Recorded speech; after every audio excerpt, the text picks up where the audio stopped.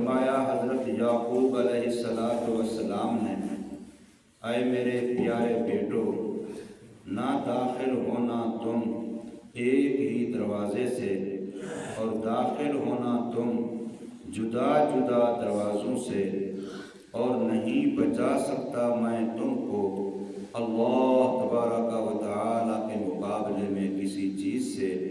حکم صرف اللہ ہی کا ہے، اسی ہی پر میں نے بھروسہ کیا اور اسی ہی پر بس چاہیے بھروسہ کرنے والے، بھروسہ کرنے والے، بھروسہ کریں بھروسہ کرنے والے۔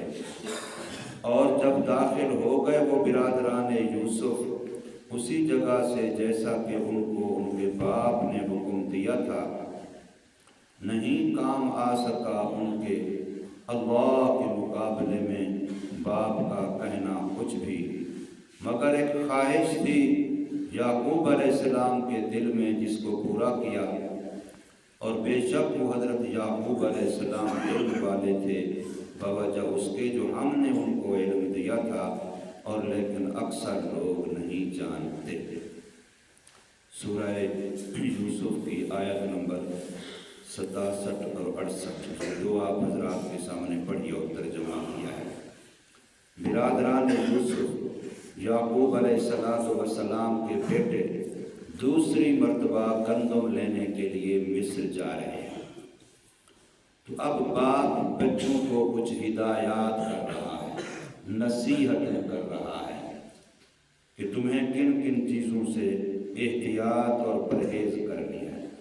چونکہ پہلی دفعہ آ کر کے بتایا تھا کہ ہمیں عزیز مصر نے بڑا اچھا مقام دیا ہے، خاص مہمان بنایا ہے، اور اچھی ہمیں عزت افزائی، حوصلہ افزائی کی ہے، تو لوگوں کی نگاہ میں آ گیا کہ یہ کوئی خاص لوگ ہیں۔ تو اب جس وقت دوسری مرتبہ جانے لگے تو باپ نے ان کو یہ نصیحت کی کہ پہلے زمانے میں ہر شہر کے چاروں طرف ایک دیوار ہوتی تھی، اس کو فصیل بلد کہتے تھے، شہر کی بچاؤ کی دیوار، چاروں طرف پورا قلعہ نما ہوتا تھا، کیونکہ جہالت تھی، لڑاکے لوگ تھے، ہر وقت خطرے میں، کسی وقت کوئی کسی پر حملہ کر سکتا، اس وجہ سے ہر شہر کے چاروں طرف، اب بھی دیکھیں بڑے بڑے جو شہر ہیں، لاہور میں فلاں گیٹ فلاں گیٹ فلاں گیٹ، شہر اگرچہ کہیں چلا گیا لیکن وہ اندر میں جگہوں کے نام ہیں، ملتان میں جائیں تو فلاں گیٹ فلاں گیٹ فلاں گیٹ، شجاع آباد میں ایسے ہے، اس طریقے اور کئی سارے شہروں میں، چھوٹے بڑے شہروں میں، تو یہ پوری چاروں طرف دیوار ہوتی تھی، بس مخصوص دروازے ہوتے تھے، وہ بھی رات کو بند کر دیے جاتے تھے، اور اگر کوئی خطرہ ہوا تو پھر مستقل ہی بند کر دیے گئے، اندھیری بازار، اندھیری رہائش، اندھیری فلاں کچھ۔ تو حضرت یعقوب علیہ السلام نے بچوں کو کہا کہ جب تم مصر میں جاؤ تو 11 میرے بیٹے اور سارے تنو مند، صحت مند، خوبصورت، نبی کا خون، تو نور نبوت، کئی ساری چیزیں ہیں جو جاذبیت رکھتی ہیں، اور پھر پہلی دفعہ تمہارا جو پروٹوکول ہوا ہے، بادشاہ نے تمہیں جو اعزاز و اکرام دیا ہے، اب تم لوگوں کی نگاہ میں ہو گے، تو اب اگر تم سارے اکٹھے ایک ہی دروازے سے گزرو گے تو ممکن ہے وہاں کے جو مقامی لوگ ہیں، چونکہ حسد انسان کے اندر فطری طور پر ہے، تو ان میں سے کسی کو حسد ہے، اچھا یہ دور کے ہو کر کے، فلاں کے ہو کر کے، ان کا اعزاز و اکرام زیادہ ہے، بڑی شان و شوکت ہے، بڑا فلاں ہے، اور ہمیں پوچھتا کوئی نہیں، لہٰذا اسی حسد میں آ کر کے کوئی تمہیں شاید نقصان پہنچائے، تو اس کا طریقہ یہ ہے کہ تم اکٹھے دروازے سے داخل نہ ہونا، ایک تو اس دروازے سے، ایک تو اس دروازے سے، ایک تو اس دروازے سے، یوں جدا جدا ہو کر کے عام آدمیوں کی طرح جانا، تاکہ کسی کی نگاہ حسد وہ تم پر نہ پڑے۔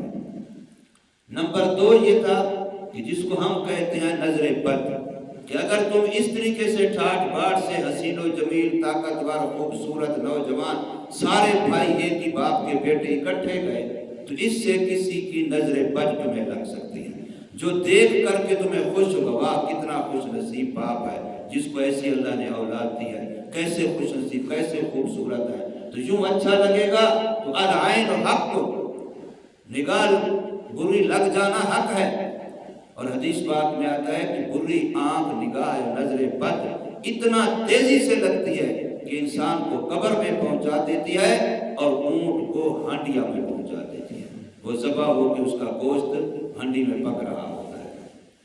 یہ حدیث پاک کے الفاظ ہیں۔ حضور صلی اللہ علیہ وسلم کے ایک صحابی تھے حضرت سہل بن حنیف رضی اللہ تعالیٰ عنہ، بڑے وجیح بھی تھے، خوبصورت تھے۔ تو ایک دن غسل کرنے کے لیے کپڑے اتارے، تہبند باندھا ہوا ہے، اب باقی جسم ناف سے اوپر ننگا ہے۔ تو ایک صحابی عامر بن ربیعہ رضی اللہ تعالیٰ، انہوں نے دیکھا تو یکدم خوش ہو گئے، یار ایسا خوبصورت جسم تو میں نے کسی کا نہیں دیکھا۔ بس اتنی بات ان کی کہنی تھی کہ حضرت سہل کو غسل کرنے سے پہلے فوراً بخار ہوا، اور اتنا تیز کہ بالکل قابو میں نہیں آ رہے۔ اب صحابہ کا مزاج تھا، اللہ کرے ہمارا بھی یہ ہو جائے کہ فوراً وہ کوئی بات ہوتی رسول اللہ صلی اللہ علیہ وسلم سے رجوع کرتے، تو فوراً بات نہیں کیا حضور صلی اللہ علیہ وسلم کے بعد، یا رسول اللہ سہل کے ساتھ یہ مسئلہ بن گیا ہے۔ تو حضور نے فرمایا ربیعہ کو بلا کے لے، جس کی نظر لگی تھی، فرمایا اس کو بلا کے لے۔ جب اس کو بلا کے لے آئے تو سرکار نے پوچھا تو نے اس کو قتل کیوں نہیں کر دیا، ویسے ہی مار دیتا اس کو۔ اللہ کا بندہ جب تجھے پسند آیا، اچھا لگا، تو تجھے کہنا چاہیے تھا ماشاءاللہ، تجھے کہنا چاہیے تھا بارک اللہ، تو یہ کہتا تو بچ جاتا۔ قرآن مجید کے اندر واقعہ موجود ہے، دو آدمی ہیں، دونوں کے کھیت ہیں، باغ ہیں، وہ اپنے باغ کی تعریف کر رہا ہے، وہ اپنے باغ کی تعریف کر رہا ہے۔ وہ کہتے ہیں میرا باغ ایسا اچھا، وہ کہتا ہے میرا باغ ایسا اچھا۔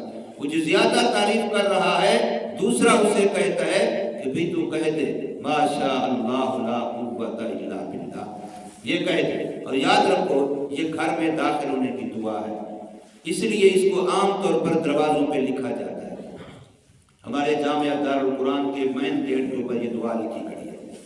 جب مکان بناتے ہیں، اکثر بن رہے ہوتے ہیں، تو ماشاءاللہ لکھتے ہیں۔ تو یہ نظر بد سے بچنے کے لیے مستقل وظیفہ ہے جو قرآن نے بتایا ہے۔ اس ساتھی نے اس کو کہا کہ تو کہہ دیتا ماشاءاللہ لا قوت الا باللہ، لیکن اس نے ایسا نہیں کہا۔ نتیجہ یہ کہ دوسرے دن اس کا سارا باغ تہس نہس ہو گیا، نام و نشان ہی مٹ گیا ہے۔ تو اس لیے حضرت ربیعہ کو حضور نے، عامر بن ربیعہ کو حضور نے فرمایا اس کو قتل کیوں نہیں کرتے؟ اللہ کا بندہ جب تجھے پسند آئے، خوش ہوا، تو چاہیے تھا تو کہتا ماشاء اللہ بارک اللہ، اور یہی حضور کی تعلیم ہے۔ اپنی ہی چیز کیوں نہ ہو، اپنا ہی بیٹا کیوں نہ ہو۔ پھر ذوالفقار صاحب دامت برکات نے بہت سارے واقعات لکھے کہ ماں کی نظر لگ گئی بچے کو، باپ کی نظر لگ گئی بچے کو، کیونکہ سب سے زیادہ پسند تو ماں باپ کو آتے ہیں۔ اس لیے فوراً کہنا چاہیے ماشاءاللہ۔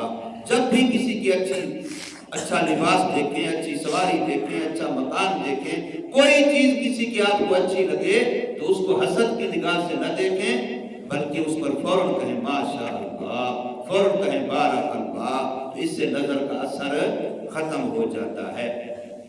پھر حضور صلی اللہ علیہ وسلم نے حضرت عامر بن ربیعہ کو فرمایا کہ اب آپ وضو کریں، جس کی نظر لگی تھی اس کو فرمایا آپ وضو کریں اور وضو کا پانی ایک برتن میں اکٹھا کریں، پھر اس وضو والے پانی سے اس بندے کو غسل کراؤ جس کو نظر لگی، حضرت سہل بن حنیف۔ پھر ایسا کیا گیا تو فوراً ٹھیک ہو۔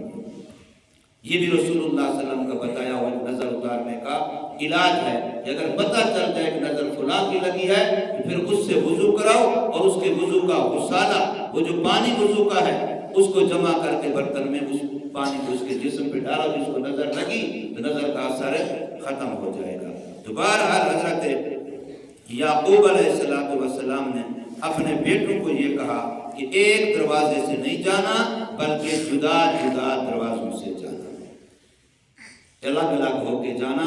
اس کی دوسری وجہ یہی تھی تاکہ نظر بد نہ لگ جائے۔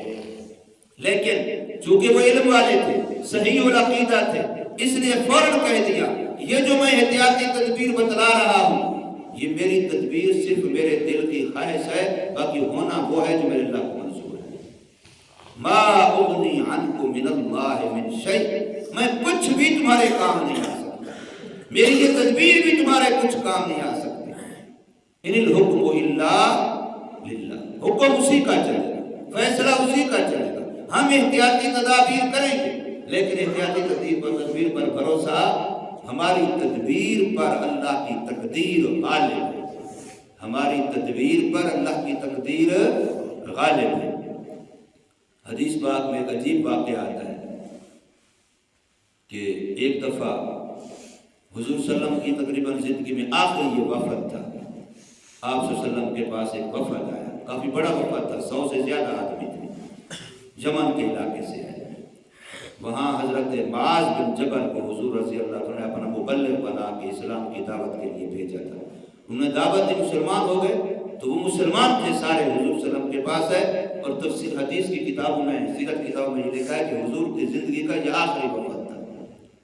سن 11 ہجری شروع ہو چکی تھی، اس کے بعد حضور کا جلدی وصال ہو گیا۔ تو اس میں ایک ساتھی تھے زرار بن عمرو نخعی، وہ اس وفد کے اندر شامل تھے۔ جب وہ آئے تو انہوں نے حضور صلی اللہ علیہ وسلم سے فرمایا کہ میں نے راستے میں کچھ خواب دیکھے، میں وہ آپ کو بتانا چاہتا ہوں۔ حضور نے فرمایا بیان کرو۔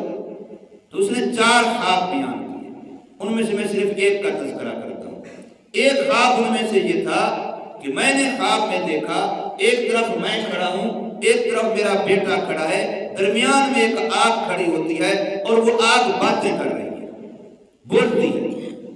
وہ مجھے کہہ رہی ہے کہ تو بچ گیا تو تیرے بیٹے کو ہلاک کر دوں گی، اگر تیرا بیٹا بچ گیا تو پھر تجھے ہلاک کروں گی، تو ہلاک ہو گیا تو پھر وہ بچ جائے گا۔